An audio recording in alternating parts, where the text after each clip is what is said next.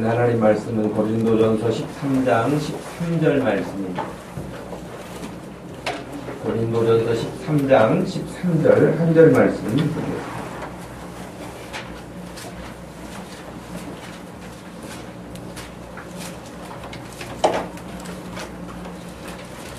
성경을 가지고 다녀야겠죠? 성경 찾을 때 같이 찾고 또 읽을 때 같이 읽어야 되는데 성경을 꼭 가지고 다닐 수 있도록 해주시기를 바랍니다. 고린도전서 13장 13절 같이 읽겠습니다.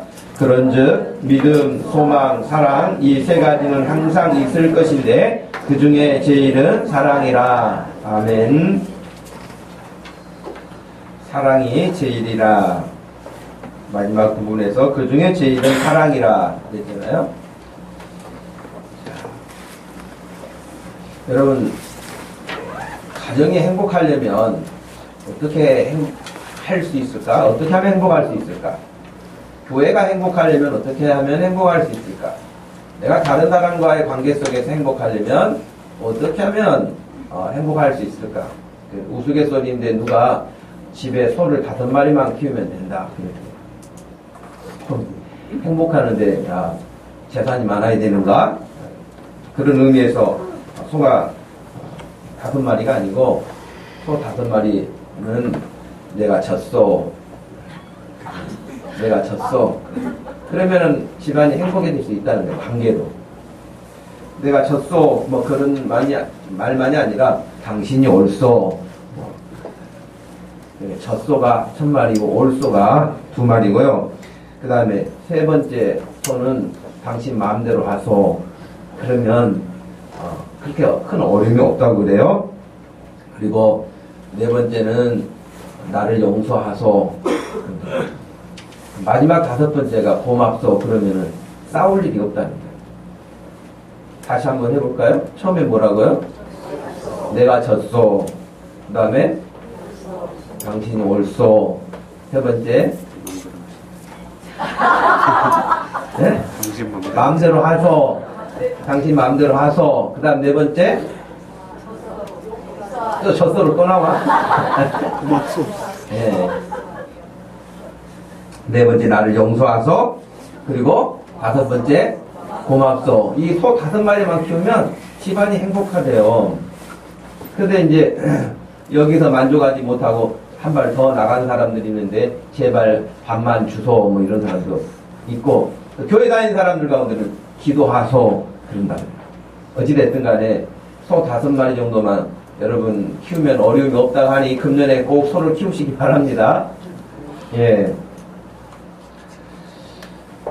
우리는 고린도 교회를 통해서 사랑이 무엇인지에 대한 부분을 지금 한 달 동안 살펴보았습니다. 어떤 것이 사랑인지, 어떤 것이 사랑이 아닌지, 뭐 이런 것도 지금 우리가 말씀을 통해서 교훈을 받았습니다. 어찌 보면 고린도전서 13장 말씀을 보면 고린도 교회 성도들은 말도 잘했던 것 같아요.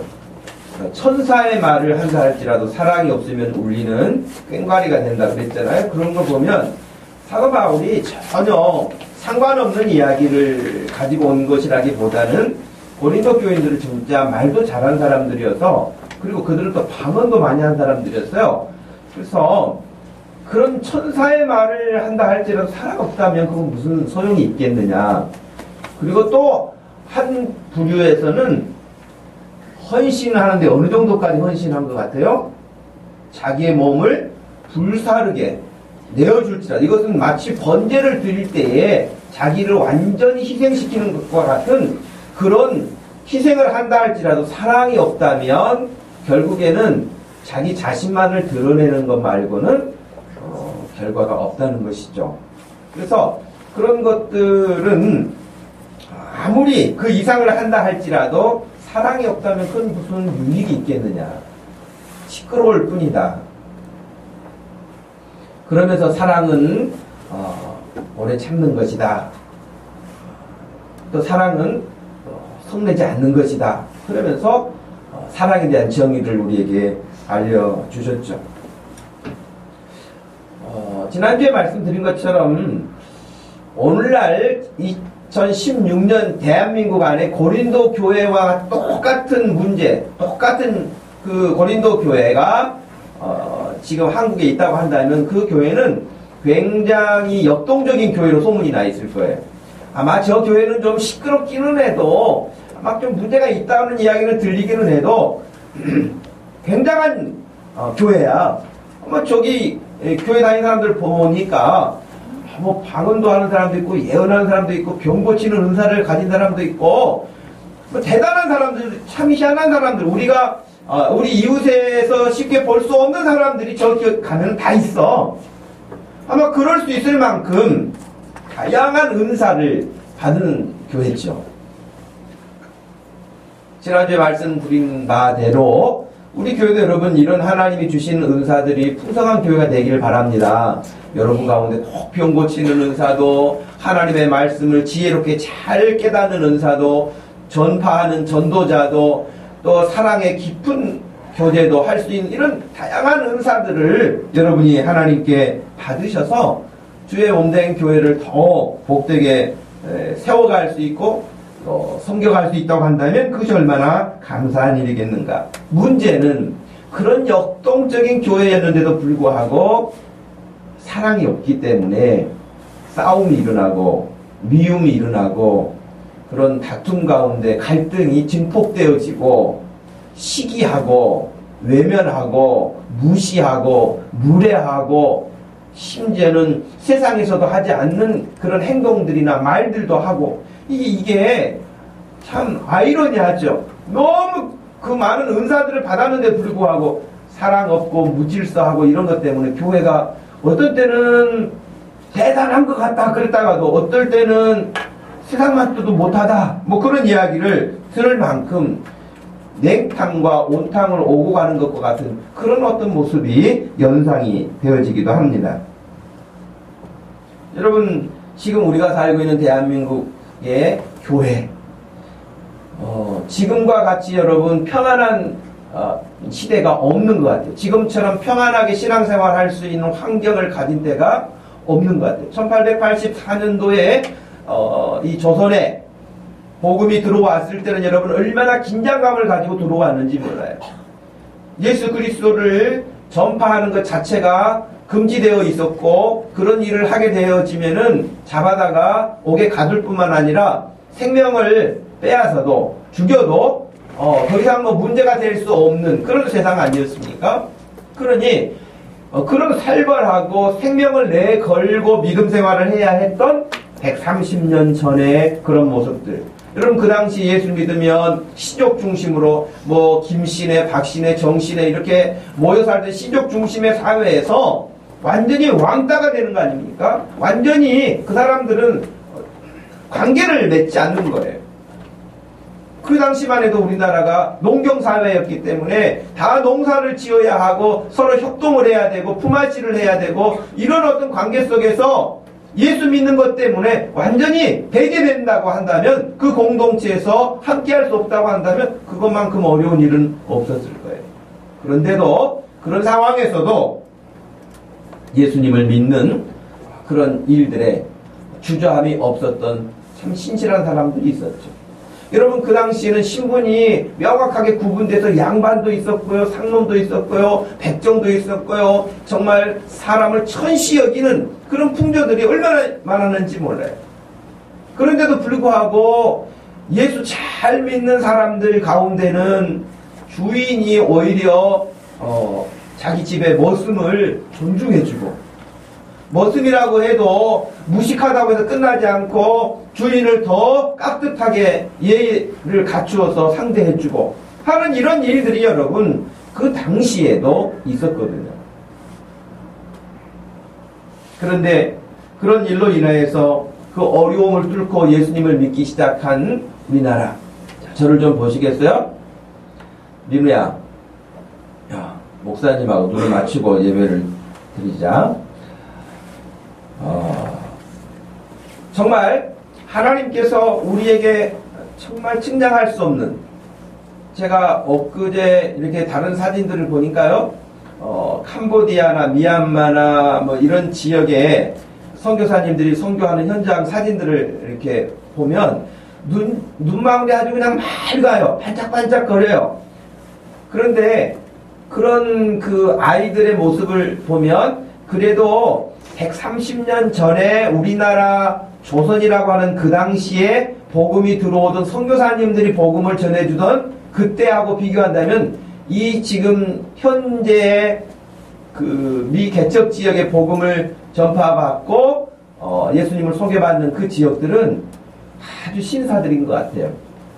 입고 있는 옷이라든지 그들의 살아가는 모습이라든지 아무리 낙후된 지역이라 할지라도 130년 전 조선보다는 나은 것 같아요. 여러분 옛날 사진들 찾아보시면 100년 전, 130년 전 우리나라 사람들이 무슨 옷을 입고 다니는지 한번 보십시오. 그 모습이 형색이 어땠는지 한번 보십시오. 살고 있는 집은 어땠는지 한번 보십시오. 우리가 지금 저렇게 살고 있구나라고 안타깝게 여기고 불쌍히 여기고 긍휼의 마음을 가지고 보는 그런 어려운 국가보다 훨씬 더 어려운 모습이 130년 전의 우리나라 모습이에요. 근데 이런 땅에 예수 그리스도가 들어왔고 선교사님들을 통해서 그 복음을 우리가 더 배우게 됐고 그래서 하나님이 말로 할 수 없는 큰 은혜를 축복을 허락해 주셔서 예수 믿는 사람들이 날로 늘어나게 되어지고 그래서 여러분 교회 역사 가운데 대한민국처럼 복음이 이렇게 폭발적으로 확산되어지는 경우가 세계 역사 교회 가운데도 오순절 사도행전에 나와 있는 오순절 성령의 사건 또 그 이후에도 부흥의 역사가 일어났었던 18세기에 영국의 부흥운동 또 미국의 부흥운동 그런 각성운동이 일어났을 때보다도 훨씬 더 강력하게 대한민국에 예수 그리스도의 복음이 확산됐다는 거예요. 여러분 참 이해하기 어렵죠. 왜냐하면 우리가 어찌 보면 예수 그리스도를 받아들일 만큼의 학문적인 배경을 많이 공부하는 민족도 아니었어요. 어떻게 보면 전통에 혹은 세국정책에 우리의 사고가 갇혀있기 쉬운 그런 민족이었고 해외, 타민족, 다른 나라와의 어떤 관계에 있어서도 굉장히 서툴고 초보적인 단계에 불과했었는데도 불구하고 어찌 예수 그리스도를 믿는 이 복음에 대해서는 그렇게 순간 폭발력을 가지고 많은 사람들이 예수를 믿게 됐는지 참 그건 놀라운 일이에요. 그래서 그것은 사람이 하는 일이 아니고 성령의 강력한 역사였다. 여러분 우리나라의 1907년도 평양에서 대부흥운동이 일어났을 때에 누가 너 회개해라 그래서 회개하는 것이 아니라 말씀을 듣는 사람 중에 다 그렇게 회개하고 하나님 앞에서 자기의 삶을 새롭게 믿음으로 세워간 사람들의 역사가 우리 대한민국 교회 역사거든요. 그럼 여러분 우리나라가 지금은 5천만입니다만은 4천만 인구였을 때에 대한민국에 예수 믿는 사람이 1000만, 1200만이라고 아마 좀 뻥튀기가 된 것도 있기는 할 거예요. 그러나 어찌됐든 간에 1000만 명이라고 되어 거의 4분의 1이 예수 믿는 나라가 됐다라고 해서 남산에 올라가서 이렇게 밤에 쭉 서울 시내를 내려다보면 온 천지가 빨간 십자가로 물들어져 있을 만큼 그래서 외국 사람들이 한국에 올 때마다 놀라는 거 아니겠습니까? 여기 기독교 국가도 아닌데 서울 시내가 웬 십자가가 저렇게 많은지 그렇게 여러분 어찌됐든 그렇게 복음이 확산되어졌고 예수 믿는 사람들이 많아졌어요. 그리고 교회도 그만큼 영향력을 가지고 이 사회를 이끌어왔던 것이 사실이에요. 그런데 고린도 교회가 큰 은혜를 하나님께 은사를 받았음에도 불구하고 사랑 없고 무질서하고 그렇게 혼란스럽고 문제를 많이 만들어내서 질타를 당하는 교회가 되고 말았던 것처럼 한국 교회가 지금 그런 모습들이 있어요. 지금도 신실한 사람들 많습니다. 남이 알아주지 않는데도 불구하고 열심히 하나님의 말씀대로 순종하고 사는 사람 그런 교회도 많습니다. 그러나 그럼에도 불구하고 그렇지 못한 어떤 사람들 혹은 어떤 교회 이런 일로 인하여서 얼마나 대한민국에서 지금 교회가 영광스럽지 못한 모습으로 사람들에게 손가락질 당하고 욕먹고 부정적인 이야기가 뉴스에 맨날 나오고, 그러니 교회 다니고 예수 믿는 우리들까지도 교회를 조금 가볍게 여기고 우습게 여기고 좀 소중하게 여기지 않고, 그런 마음들이 우리도 모르게 욕하면서 여러분 배운다는 말 있잖아요. 어떤 분이 그러더라고요. 광고 효과 가운데 지금은 여러분 우리가 어떤 스포츠에 뭐 열광하고 하는 것들이, 국민적으로 열광하는 것들이 그렇게 많지 않은 것 같아요. 그러나 70년대는 여러분 스포츠 무엇에 많이 열광했습니까? 레슬링하고 골프. 네. 그래서 텔레비전도 많이 보급되지 않았던 그런 때에 권투이 뭐 홍수환이가 뭐 한다, 뭐 김일이가 레슬링 한다 그러면 누구네 집에 모여가지고 같이 막 보면서 열광하고 막 그랬거든요. 근데 막 이제 즐겁게 보고 또 우리 선수가 또 이기는 것 같고 그러면은 한 타임 끝나고 그 다음 회전 시작하기 전에 중간에 그 봤으면 좋겠는데 그 중간에 뭘 합니까?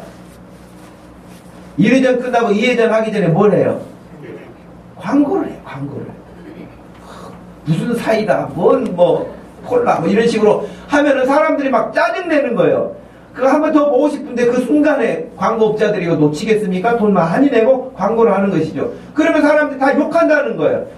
그냥 그러면서. 그런데도 또 밖에 나가가지고는 생각나는 게 목마르면 그때 봤던 것이 생각난다는 거예요. 그래서 그걸 사먹는다는 거예요. 광고라는 게 여러분 그만큼 무섭다는 거예요. 어찌 보면 우리가 우리도 모르게 왜 그래? 저래 막 그러면서 욕하면서 저러면 안 돼! 그러면서도 우리도 모르게 배워가는 거예요. 그러면서 우리도 점점 사람이 식어지는 거예요. 사람이 다 의심스러워요. 누구라도 친절하지 않아요. 내가 친절을 괜히 베풀었다가 봉변당하는 것은 아닌가, 이런 거 계산을 많이 생각을 해요. 그러니까 교회도 점점점 사랑도 식어지고요.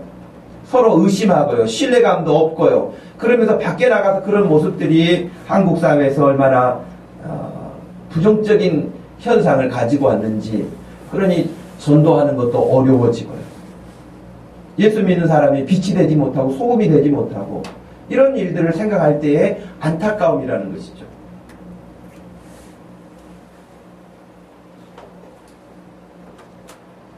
여러분, 이렇게 된 원인이 뭘까요? 고린도 교회는 사랑이 없어서 그러고 또 무질서해서 그렇고 뭐 사랑의 여러 가지 지금 내용들이 나와 있잖아요. 근데 거기는 사랑이 없기 때문에 무례한 사람들도 있고요, 세속적인 사람도 있고요, 사랑이 없기 때문에 엉터리 같은 생각을 하는 사람도 있고요, 행동을 하는 사람들이 많았잖아요.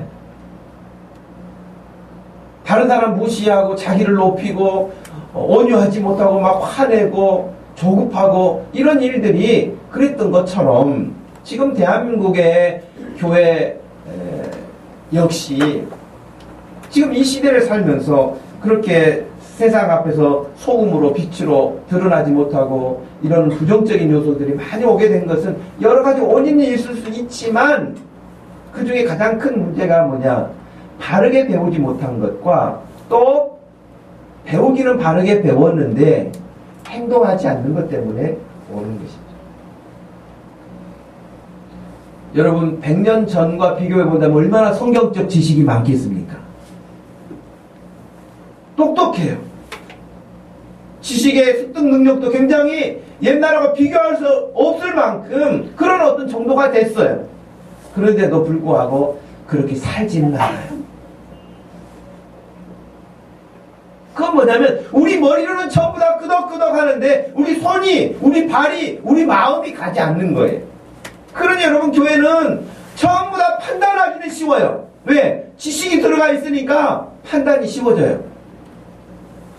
그렇잖아요? 아, 저건 잘못됐어. 아, 저건 아니야. 아, 이렇게 하면 안 돼. 저건 저렇게 하면 안 돼. 그런 판단은 너무너무 잘해. 그런데 말 없이 자기가 먼저 가가지고 섬기거나 자기가 먼저 수고하거나 자기가 먼저 무엇을 하거나 하는 이런 일들은 하지 않는다는 거예요. 그러니 여전히 문제가 개선되지 않고 사람들에게 어려움을 남기게 되는 것이겠죠. 저는 교회 사역을 하면서 늘 기억하는 것 중에 하나가 뭐냐면 시대하고 역행해야겠다 하는 거예요. 어떤 것들을 빠르게 배우고 익히는 것은 습득해야 되겠지만, 우리는 그냥 이 시대와 이 세상과 상관없어. 우리는 이 세상하고 같이 살 수 없어. 그러니까 우리는 핸드폰도 쓰지 않아. 우리는 텔레비전도 안 봐. 우리는 컴퓨터도 안 해. 여러분, 그것이 보수적이고 그것이 믿음을 지키는 것이고 그것이 하나님이 원하시는 뜻이라고 생각하지 않아요. 컴퓨터도 쓸 수 있고요. 핸드폰도 쓸 수 있고요. 현대 문명을 다 받아들일 수 있어요. 그러나 그것은 받아들일 뿐이지 그것에 병폐가 있는데 그것을 분별하지 못하고 그것을 따라가서는 안 된다는 것이. 그런 면에서는 우리가 그런 것들을 다 누릴 수 있음에도 불구하고 하나님 앞에서 우리의 신앙만큼은 보수적인 귀한 것을 놓치지 않는 그런 믿음으로 우리가 가야겠다. 그냥 쉬운 말로 한다면 모이게 힘쓰라.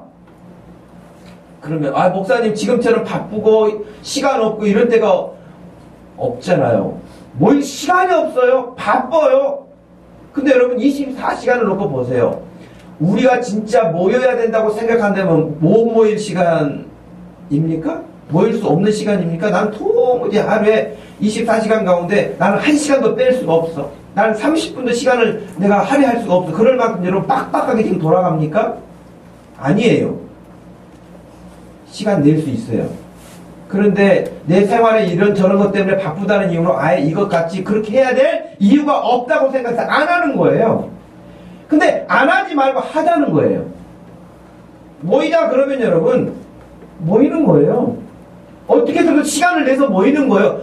저는 도움이 시간이 안 돼 집사님. 그러면 우리 밤 12시에 만나자. 밤 12시에는 여러분 출근하는 사람도 없을 거 아니에요? 그 시간은 자야지요. 여러분 집에서 12시에 잠 안 자도요. 딴 일 하지. 그 시간에 정말 주님을 묵상합니까? 그러진 않아요. 점검해 봐야 된다는 거예요.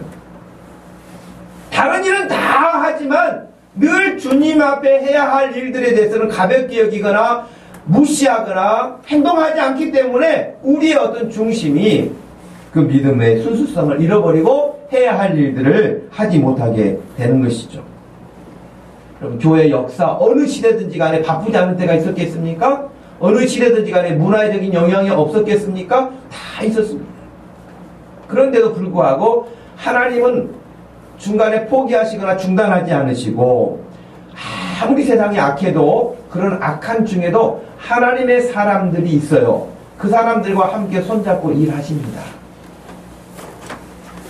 여러분 소돔과 고모라 성을 생각을 해보세요.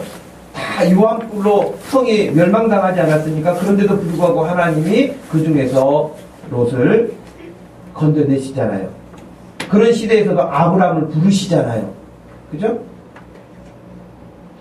다 사람들이 그 어떤 시대의 영향을 받아가지고 그렇게 살아간다 할지라도 중심을 흐트러뜨리지 않고 하나님의 말씀을 따라서 하나님과 같이 사는 사람들이 있어요. 노아 같은 사람도 그렇지 않습니까? 다윗 같은 사람도 그러지 않습니까? 근데 우리가 이렇게 지금 이야기하고 있는 대표적인 인물들, 이런 인물들은 그 시대적인 상황으로 봤을 때 얼마나 사람들이 많았는데도 불구하고 이런 사람들은 숫자가 생각보다 많지 않다는 거예요. 다윗 같은 사람이 많았습니까? 그 시대에? 그렇잖아요. 엘리야 같은 사람이 많았습니까? 엘리야가 갈멜산에 가가지고 그렇게 하나님 앞에 하나님이 참된 신이다, 하나님을 섬겨야 된다 그렇게 결단하고 전투할 때에, 싸울 때에 850대 1로 대결할 때에 나도 하나님 믿습니다. 나도 여호와를 섬깁니다. 나도 같이 하겠습니다. 엘리야 선생님, 선지자님 힘내세요. 그러면서 엘리야 편에 와가지고 있는 사람이 누가 있었습니까? 없었어요. 물론 하나님께서 바르게 무릎 꿇지 않는 7,000명을 남겨두셨다 그런 말씀도 하셨지만 850대 1로 갈멜산에 갔을 때에 엘리야 혼자 갔다고요. 엘리야가 그때도 말했잖아요. 너희들이 언제까지나 하나님과 바알 우상 앞에서 머뭇머뭇하겠느냐. 결단해라. 그것은 여호수아도 그랬잖아요. 그러니 시대마다 하나님을 섬기는 사람들은 명확하게 있었지만은 생각보다 숫자가 많지는 않았다는 거예요. 그건 어느 시대든지 공통적이에요. 지금 대한민국에 교회 많죠. 물론 교회 많습니다. 교회 많고 예수 믿는 사람도 많습니다. 내가 기독교인이라는 사람도 많습니다. 많지만 정말 하나님이 함께 손을 잡고 그래 나랑 같이 일하자, 내가 하는 이 일에 같이 하자 할 수 있고 하나님의 손에 붙들려서 쓰임받고 있는 사람들이 다윗처럼, 아브라함처럼, 여호수아처럼, 엘리야처럼 그렇게 지금 하나님과 함께 일할 수 있는 사람들이 얼마나 될까 생각을 해본다면 여러분 정신이 바짝 나야 됩니다.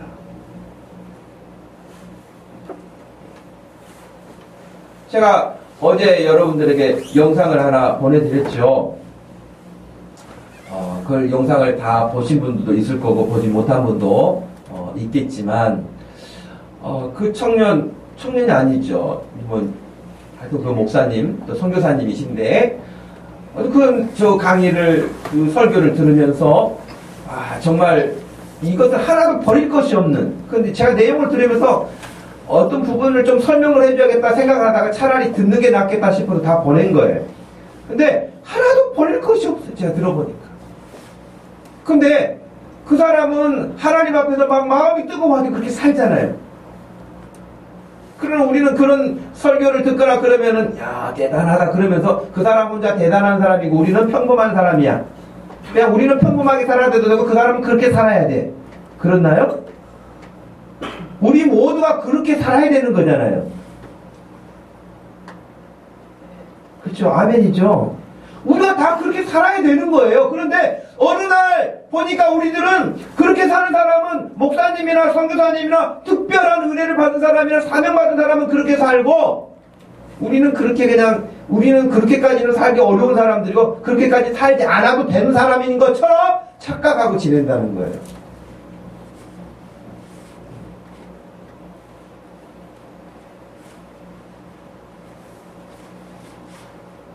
(2016년을) 살아가고 있는 저와 여러분, 또 이 시대에 교회를 이루고 있는 우리 목동 주심교회, 어떤 믿음을 가지고 있는가? 어떤 교회인가? 우리 가정은 어떤 가정인가? 이 시대에 이런 것들에 대해서 점검하지 않으면 안 될 것입니다. 저는 여러분들에게 오늘도 말씀드리고 싶은 것은 단순하게 하나님 말씀 앞에 단순하게 살라고 권하고 싶습니다. 안 되는 게 있다면 훈련을 받아서 해야 되겠지만 하나님의 말씀을 들으면 막 거기에 대해서 복잡하게 계산하고 할 거 없고 사랑하라 그랬으면 그 사랑 따라 그냥 하는 거예요. 복잡하지 않아요. 단순합니다. 우리 교회 안에도 모태신앙의 소유자도 있고요. 주일학교 때부터 신앙생활을 하신 분도 있고요. 혹은 그러지 않았을지라도 10년 혹은 20년 된 사람도 있고 이제 간 예수를 믿는 사람도 있고, 문제는 그렇게 예수님을 믿고 따른 지가 횟수로는 다 다양하게 있는데도 불구하고 오래됐다고 해도 믿음 좋은 것도 아닌 거예요. 이제 간 예수 믿었다고 해서 형편없는 사람이 아니라는 거예요. 이게 늦게 출발했어도 아주 빠르게 가는 사람이 있고 빨리 출발했어도 더디게 오는 사람도 있단 말이죠. 그러니 교회 공동체 안에서 그런 사람들을 우리가 볼 때마다 오늘 우리가 보았던 고린도전서 13장에 나와 있는 그 사랑의 정신으로 교회 공동체를 우리가 이루어간다면 늦게 왔어도 빨리 왔어도 믿음이 아직 어려도 믿음이 성숙해도 문제되지 않고 더 복된 모습으로 세워져 가게 될 줄로 생각합니다. 근데 왜 사랑이 제일이라고 했을까? 그리고 왜 고린도전서 13장에 이 사랑에 대해서 이렇게 길게 말씀을 하셨을까? 물론 바울이 고린도 교회를 보면서 말했지만 하나님은 바울을 통해서 왜 사랑을 우리에게 이렇게 말씀하셨을까? 세 가지를 말씀드리고 싶은데, 첫 번째는 사랑이 사람을 살리기 때문에 그렇다고 봐요. 사랑에 대한 느낌은, 상상은 다 다를 것입니다. 사람마다. 그러나 여러분 고린도전서 뿐만 아니라 성경에서 가르치는 사랑은 결국 사람을 살려요. 요한복음 3장 16절 말씀에서도 하나님이 세상을 이처럼 사랑하사 독생자를 주셨으니 이는 저를 믿는 자마다 멸망치 않고 구원을 얻게 하려 하심이라고 하셨어요. 예수님을 이 세상에 보내신 것은 세상을 심판하시려고 하신 것이 아니라 구원하시려고 함이라고도 말씀하셨어요. 그럼 분명히 거기서도 세상을 사랑하사 그랬잖아요. 사랑은 우리를 살립니다. 그래서 사랑은 오래 참는 것이라고 하셨는데 베드로후서 2장 8절 말씀에서도 사랑하는 자들아 주께는 하루가 천년 같고 천년이 하루 같다는 이 한 가지를 잊지 말라. 주의 약속은 어떤 이들이 더디다고 생각하는 것 같이 더딘 것이 아니라 오직 주께서는 너희를 대하여 오래 참으사 아무도 멸망하지 아니하고 다 회개하기에 이르기를 원하시느니라. 거기서도 너희를 대하여 오래 참으사 사랑 때문에 우리를 오래 참는다고 그러셨어요. 왜? 우리가 멸망하지 않고 구원에 이르도록 하시기 위해서. 15절 말씀에서도 우리 주의 오래 참으심이 구원이 될 줄로 여기라 그랬어요. 여러분, 부모가 자녀들을 양육하고 교육해오는 과정에서 뭐 10년, 지금 뭐 대학생들이 되었다고 할지라도 여러분 20년, 뭐 20한 몇 년 이렇게 됐다고 생각을 해도요. 그 한 2, 3년까지 오는 과정을 한번 뒤돌아보십시오, 부모님들. 그리고 우리 자녀들 한번 생각해 보세요. 얼마나 많은 것을 말을 하고 얼마나 많은 것을 타일르고 얼마나 많은 것에 대해서 용서하고 얼마나 많은 것에 대해서 참으니까 지금 있는 거 아닙니까? 마치 경찰이 어떤 법을 어겼을 때 현행범으로 잡는 것처럼 잡는다면 여러분 거의 무기징역을 살아야 되지 않을까요? 집에서 우리나라에 헌법이 있는 것처럼 집에 다 어떤 그런 규칙이 있어요. 너 이거 어기면은 뭐 한 달 감옥이야. 이거 어기면은 너 2달이야. 그런 식으로 한다고 할지라도 우리가 얼마나 가정생활하면서 어긴 것들도 많고 이런저런 문제들도 많고 그것을 다 법을 적용해가지고 심판한다면 우리는 아마 거의 무기징역을 살아야 될지도 몰라요. 근데 참잖아요. 참아주고 했기 때문에 지금 여기 와 있잖아요. 교회도 마찬가지일 것입니다. 하나님이 우리를 향해서 오래 참으셔서 우리를 구원하시는 것처럼 오래 참기 때문에 저와 여러분이 하나님의 은혜 가운데 사랑으로 생명을 얻고 구원을 얻는 그런 은혜를 누리게 되는 줄로 믿습니다. 그러므로 교회 역시 이런 사랑이 없으면, 가정에서 이런 사랑이 없으면, 다른 사람과의 관계 속에서 이런 사랑이 없으면 하나님의 큰 구원의 역사를 경험하거나 맛보거나 누릴 수 있는 기회는 없겠죠. 두 번째는 사랑은 영원하기 때문에 이렇게 제1이라고 말씀하신 줄로 생각됩니다. 믿음, 소망, 사랑이 세 가지는 항상 있을 것인데 그 중에 제1은 사랑이다 그러셨어요. 근데 여러분, 천국 가는 순간까지 믿음 필요하죠. 그죠? 천국 가는 순간까지 믿음 필요합니다. 소망 필요합니다. 필요해요. 사랑 필요합니다. 그런데 여러분 그 우주선을 이렇게 띄워보내는 거 보시면은 추진체들이 있잖아요. 추진체들이 강력한 에너지를 이렇게 가지고 추진을 하게 되는데, 근데 계속 가는 것이 아니라 어느 정도 올라가면은 강력한 힘으로 밀어냈던 그 추진체는 분리된다고요. 그리고 마지막 우주를 비행하고 있는 건 뭘만 비행하고 있습니까? 에너지가 비행하고 있습니까? 아니면 우주선만 비행합니까? 아니면 위성만 돌고 있습니까? 그렇죠? 발사체들은 중간에 다 떨어져요. 그리고 그 본체만 자기 본 기능을 수행하는 것처럼 꼭 그런 것 같아요.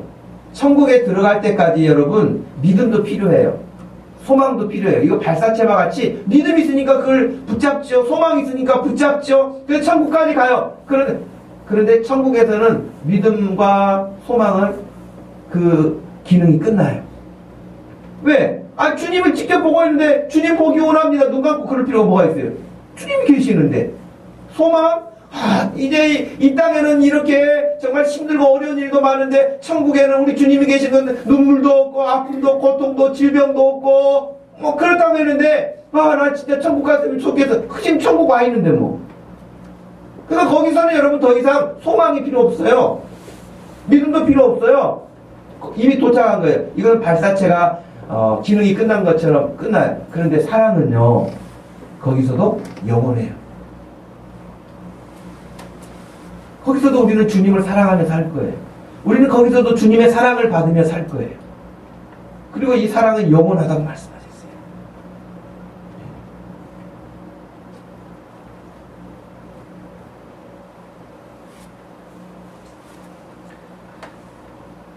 8절 말씀에 사랑은 언제까지나 떨어지지 아니하되 예언도 패하고 방언도 그치고 지식도 패하리라. 천국 가서 목사가 계속 설교할까요?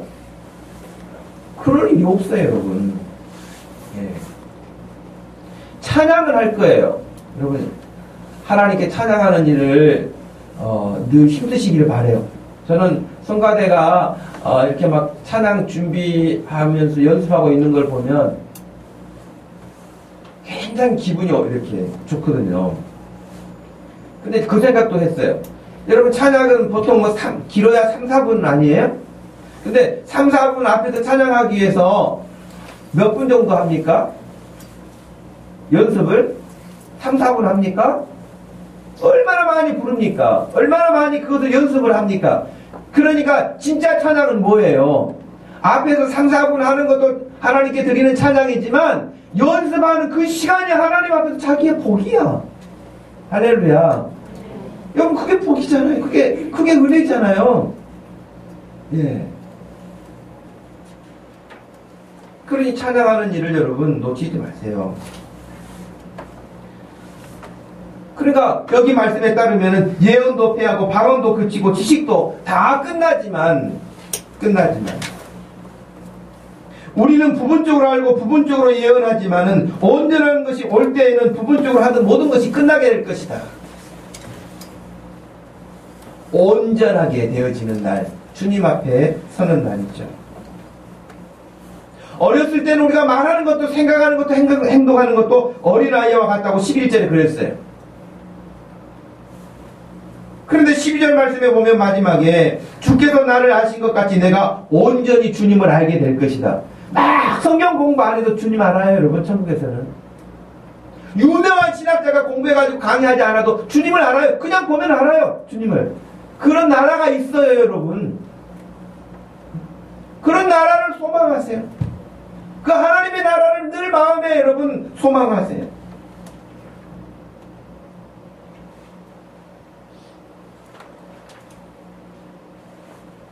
마태복음에도 보면 여러분 예수님이 천국을 가르쳐 주시는데 천국에 대해서 아무리 말을 해도 이 지금 듣는 사람이 모르니까 비유를 말씀하시잖아요. 비유를. 천국은 마치 이와 같으니, 천국은 마치 이와 같으니, 그러면서 계속 비유를 해주세요. 알아듣지 못하니까. 근데 천국에 들어갔을 때는 더 이상 그런 비유가 무슨 필요가 있겠어요? 천국에서 지금 현재 현실을 보고 있는데.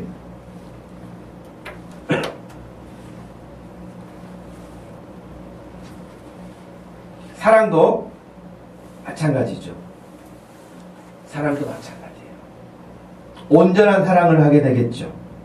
우리의 지금은 모난 성품과 부족한 성품과 연약한 것들이 많을지라도 그 하나님의 품 안에서는 온전해져서 여러분 하나님 자신이 사랑이라고 하셨잖아요.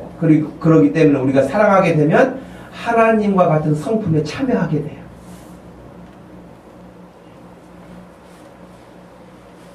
여러분 보고 여러분을 보시면서 누군가가 여러분을 아는 사람이 누구 닮았네요 그럴 때 누구 닮았다고 하면 좋아요, 여러분 기분이?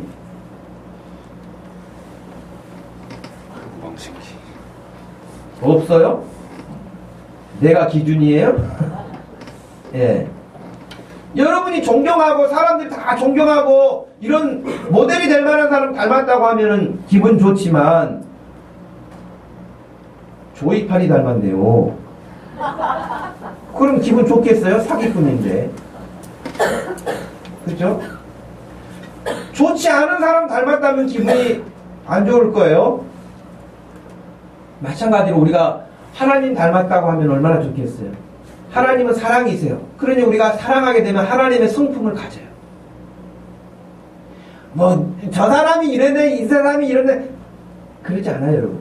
사랑하게 되면 그냥, 그런가 보다, 이런가 보다, 그러면서 하지, 말로 사람을 힘들게 하지 않아요.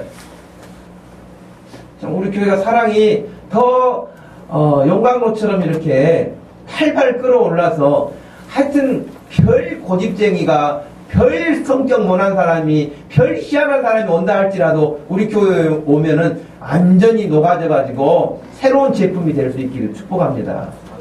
포항제철 가보니까 여러분 온갖 고철들 들어가가지고 완전히 아주 센 물이 그냥 빨갛게 되어서 나오는 모습을 보면 다른 제품으로 나오잖아요. 완전 쓰레기 같은 그런 철 제품들이 녹슬고 막 이렇게 희한하게 생긴 것들 구겨지고 별소는 모습들이 있는데 용광로에 들어가가지고 다 녹아가지고 나올 때 새로운 제품으로 멋지게 나오잖아요. 하여튼 여러분 저 사람 참 뭐나, 저 사람 참, 그럴 거 없어요, 여러분. 교회도 그런 사람들 다 오는 데가 교회잖아요? 교회가 학력을 요구합니까? 배경을 요구합니까? 인물을 요구합니까? 교회는요, 자기 오면 별 사람들 다 오게 돼 있어요. 그러니까, 별 사람들 다 오는 데가 교회예요. 당연하다고 생각하세요. 이상하게 생각하지 마세요. 그런데 교회 들어오기만 하면, 그리스도 예수 안에 있으면, 이전 것은 지나가고 새로운 피조물이 되는 것이 교회예요. 사랑의 용광로처럼 사람을 변화시키는 데가 교회잖아요. 예수님이잖아요. 사랑이잖아요. 우리 교회가 그런 교회 될 수 있기를 축복합니다. 여러분 그래서 제가 이렇게 말씀을 성경을 찾다 보니까 하용조 목사님 지금 고인이 되셨지만 오늘 이 교회 하 목사님이 이 부분을 설교하면서 하는 내용을 제가 들은 적이 있는데, 이 사랑이라는 단어에 자기 이름을 한번 넣어보라는 거예요. 그래서, 저도 한번 해봤거든요. 원래는 사랑이라는 단어가 그 4절에서만 3번 나오는데, 제가 나머지는 다 넣었어요. 같은 의미이기 때문에. 여러분, 4절에서 7절까지 이 말씀을 한번 그대로, 보시고 사랑이라는 단어에 자기 이름을 한번 넣어가지고 한번 읽어보세요. 반응이 느낌이 어떤지 한번 해보시기 바랍니다. 시작.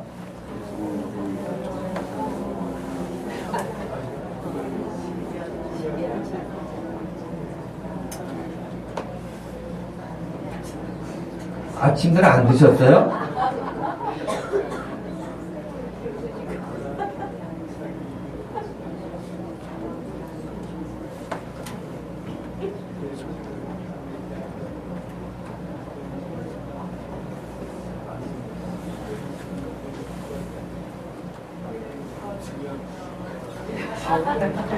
이게 자기 이름 넣어서 하라 그러니까 그냥 눈으로 스캔만 하고 있고 마음으로만 스캔하고 있는데 옆에 사람이 한번 읽어줘 보세요.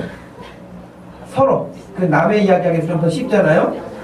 영식이는 그렇게 하고 권사님 한번 해보세요. 옆에 사람 한번 해보세요. 시작. 배순하는 오래 참고 배순하는 온유하며 시기하지 아니하며 배순하는 자랑하지 아니하며 배순하는 교만하지 아니하며. 네. 네. 자, 여러분, 근데 자기 이름을 넣어보든 옆에 사람 이름을 넣어보면 그러면 좋기는 하겠지만 너무 거기는 못 미치잖아요. 그렇죠? 안정은은 오래 참지 못하고, 안정은은 온유하지 못하고, 시기하고, 자랑질이 잘하고, 교만하고, 이럴 수 있는 그런 환경들이 너무 많다는 거예요. 근데 그 하 목사님이 설교할 때 제가 들어보니까 예수님을 여기다 바꿔서 넣어보라 그래요. 근데 진짜 예수님은 딱 맞아 떨어져서 하나도 예수님은 에러가 없어요. 그죠?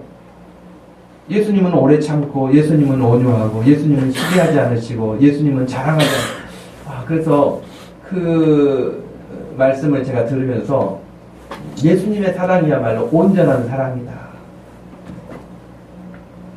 우리도 이와 같이 부끄럽지 않는 그런 삶이 될 수 있도록 여러분 이번 주에 자기 이름을 여기에 대응을 해가지고 몇 번이고 반복해서 한번 읽어보세요. 여러분 스스로 조용할 때 여러분 누가 듣는 사람도 없으니까 혼자 말할 사람도 없으니까 여러분 혼자 여러분 자신을 대응해서 한번 읽어보시길 바래요. 마지막 세 번째는 왜 사랑이 제일이라고 말씀하셨을까? 사랑이 예수님을 증거하기 때문이에요. 요한복음 13장 34절 말씀에는 새 계명을 너희에게 주노니 서로 사랑하라. 내가 너희를 사랑한 것 같이 너희도 서로 사랑하라. 너희가 서로 사랑하면 이로써 모든 사람이 너희가 내 제자인 줄 알리라 그랬어요. 우리가 서로 사랑할 때에 예수님의 제자인 줄을 안다는 거예요.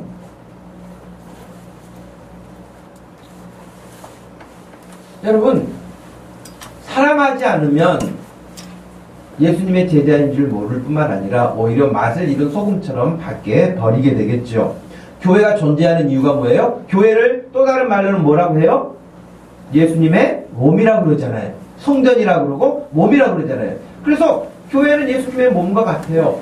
그럼 여기가 당연히 예수님의 사랑이 가득한 곳이어야 되겠죠. 그러니 여기 같이 구성원으로 되어 있는 예수님의 몸이 되어 있는 저와 여러분들이 서로 사랑할 때 저기가 예수의 제자들이 모이는 곳이구나. 예수 믿는 사람들이구나. 저기가 예수 그리스도가 있는 곳이구나 라고 해서 하나님의 사랑, 예수 그리스도의 사랑을 잘 드러내서 결국 교회에 존재하는 이유는 또 다른 사람에게 예수 그리스도를 증거해서 그를 살리는 거잖아요.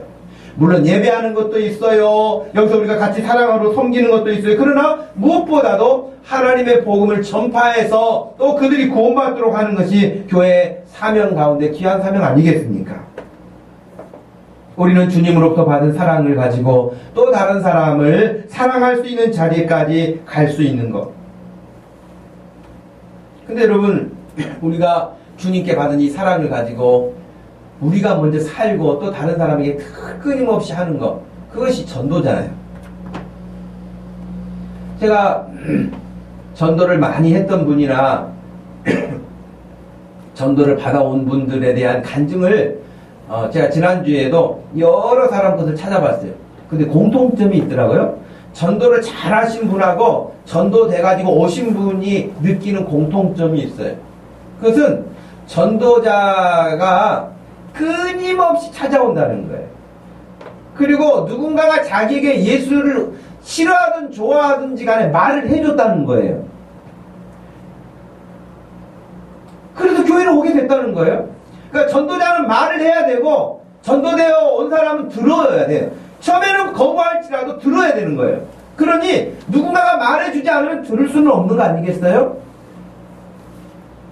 그러니까 우리가 할 수 있는 일은 다른 사람에게 부지런하게 예수 그리스도를 전하는 건데, 사실은 옛날 사람보다 스트레스도 더 많고 더 외로워요, 현대인들이. 그런데 위장을 잘하고 개인주의가 되다 보니까 서로 터치하지 않으려고 그러지, 한꺼풀만 벗기고 들어가서 보면 더 외롭고요, 더 힘들고요, 더 스트레스 받고요, 더 고민이 많은 사람들이 지금 현대인들이거든요. 그러니 저와 여러분들이 우리 주변에 예수 그리스도 밖에 있는 사람들을 향하여서 끊임없이 다가갈 수 있는 기회를 만들고 예수를 전하고 복음을 증거하고 주님의 품으로 강권할 수 있는 그런 우리의 믿음이 되어야 될 줄로 믿습니다. 종교가 다른 사람, 고집이 센 사람, 다양하지만 포기하지 않을 때에 이루어지는 것입니다. 제가 평택에 있는 대광교회라고 아주 훈련도 잘하고 교회도 이렇게 부흥하고 그런 교회인데, 그 교회에 어떤 한 자매가 간증하는 것을 제가 읽었습니다. 내용인즉 이런 거예요. 예수 믿기 전 저는 그냥 살아있기 때문에 살았고 아이들 때문에 살았고 아무 의미가 없이 그냥 살았다는 거예요. 그런데 예수님을 믿고 자기가 너무 놀랍도록 변화된 인생을 살게 되었는데, 그러면 예수님 믿기 전에는 자기는 어떤 그렇게 의미 없이 살아있으니까 그냥 사는 거예요. 살아야 될 이유나 목적이 있는 게 아니라 그냥 살아있으니까 사는 거예요. 그냥 직장 나가야 되니까 직장 나가는 거예요. 예를 들면 애들이 있으니까 그냥 사는 것이죠. 근데 예수님을 알기 전에는 진짜 극단적인 이기주의자였다는 거예요. 한마디로 자기 자신을 평가할 때 아주 못된 사람이었다고 말합니다. 결혼할 때 여러분, 결혼해가지고 직장만 하면서도 집을 일부러 좁은 집을 구했대요. 왜? 집 넓으면 시부모님이 자꾸 올까봐, 형제들이 올까봐 집을 일부러 좁은 걸 구했다는 거예요. 시댁 식구들이 가까이 올까봐. 집 넓으면. 참. 그리고 애도 둘 낳았대요. 자기 위에 형님네가 애가 셋이래요. 근데 그 애가 하나면, 원래는 하나 낳고 싶었었는데 하나만 있으면 그 형제들한테 치여가지고 자기 아이들 기죽을까봐 둘은 있어야 되겠다. 그래가지고 사랑으로 난 게 아니라 그런 마음으로. 아주 대단한 사람이었죠. 남편에게는 온갖 말로 상처를 주고, 남편은 사랑이 많은 사람이었는가 봐요. 조카들도 이렇게 잘 배려도 해주고 어떤 도움이 필요할 때는 도움을 주기도 하고, 그런데 그때마다 못마땅하게 사람 키워봐야, 사람들에게 잘해줘봐야, 조카들에게 잘해줘봐야 아무 소용없다 그러면서 그런 남편에 대해서 아주 막 막말을 하고 힘들게 했다는 거예요.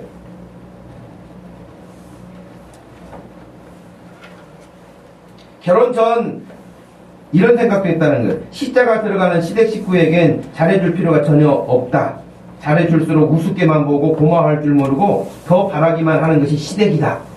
아주 이런 희한한 철학을 정립을 해가지고, 그래서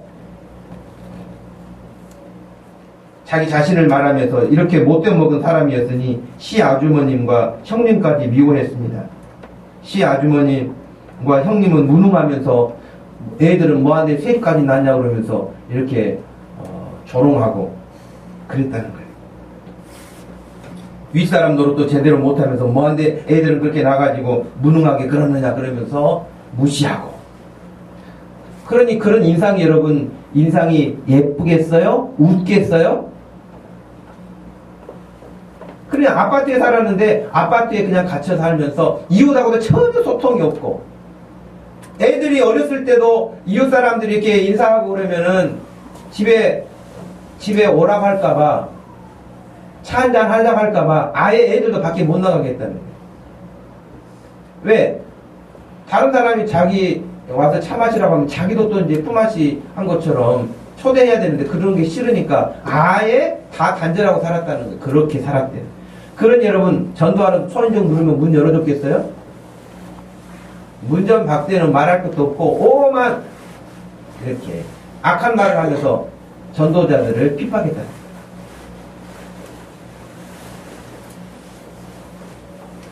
근데 어느 날 그가 매몰차게 하던 그가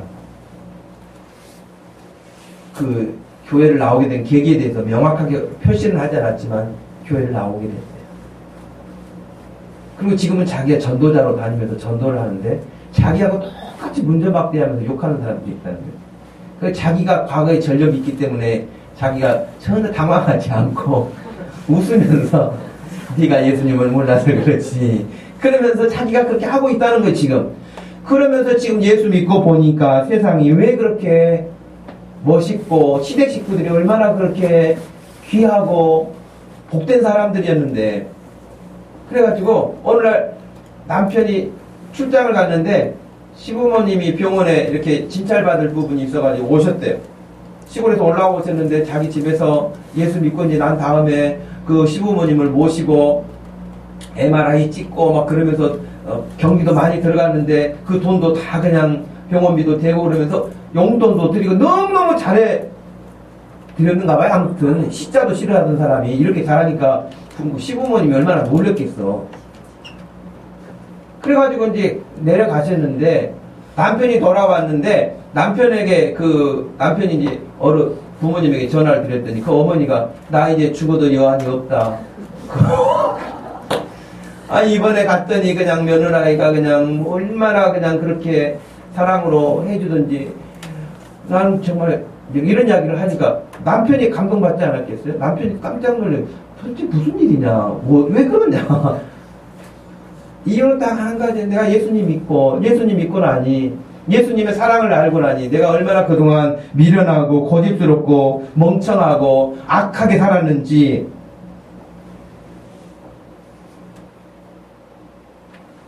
여러분, 그래서 예수 믿으면은 이렇게 사람이 달라지면서 또 다른 사람에게 복음을 전할 수 있는, 사람을 살릴 수 있는, 사람을 새롭게 할 수 있는 것이 사랑이다.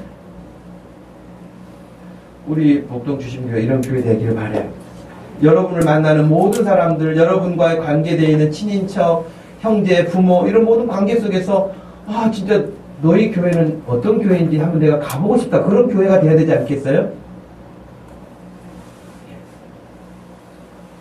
하나님의 은혜로 2016년 우리 교회가 모든 일을 표어처럼 사랑으로 행하고 사랑으로 섬기고 해서 우리 주님의 사랑이 우리 주변에 더 영향력 있게 전파되어져서 우리 하나님을 기쁘시게 할 수 있고 영화롭게 할 수 있는 복된 믿음 되기를 주님의 이름으로 축복합니다. 하나님 아버지 고맙고 감사합니다. 저희가 사랑을 크게 받은 사람들이고 지금도 받고 있는 사람들인데 다른 사람들에 대해서는 너무나 인색하고 무지하고 고집스럽고 교만할 때가 많은 것이 저희들의 부끄러운 과거의 모습이고 지금의 모습에서도 그런 것들이 남아있기도 합니다. 하나님, 이번 한 달 동안 우리가 사랑에 대해서 말씀을 듣고 배웠사오니 이 말씀 연구하는 것이 아니라 이 말씀 따라 순종하며 살게 하여 주시옵소서. 우리가 이 말씀 순종하며 삶으로 하나님이 영광 받으실 수 있도록 역사하여 주옵소서. 감사하신 예수님의 이름으로 기도합니다. 아멘. 다 같이 일어나셔서 사랑